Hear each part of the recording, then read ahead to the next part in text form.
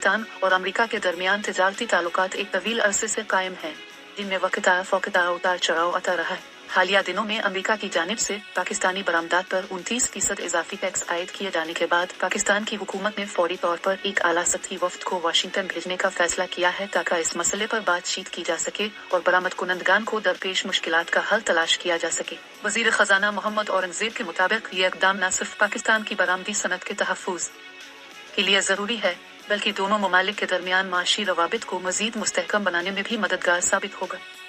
पाकिस्तान की अमेरिका को बरामदात सालाना तकरीबन 5 अरब डॉलर के करीब हैं, जिनमें टेक्सटाइल, चमड़ा, खेलों का सामान और ज़री मसनूआत शामिल हैं।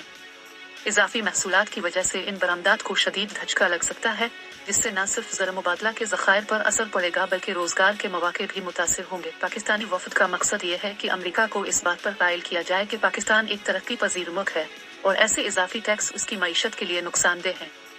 इसके साथ साथ वफ़द मुमकिना रियायतें या तिजारती सहूलियात हासिल करने की भी कोशिश करेगा ताकि पाकिस्तानी मसनूआत अमरीकी मंडी में मुसाबकती हैसियत बरकरार रख सकें। इन मुज़ाकरात की कामयाबी न सिर्फ बरामद कुनंदगान के लिए एक मुस्बत इशारा होगी, बल्कि ये आलमी सतह पर पाकिस्तान की सिफारती और तिजारती सलाहियत को भी उजागर करेगी। इस वक्त जब पाकिस्तान IMF प्रोग्राम के तहत माशी इस्तेहकाम हासिल करने की कोशिश कर रहा है, ऐसे इक़दामात मुल्क की इक़्तिसादी बहाली में अहम किरदार अदा कर सकते हैं।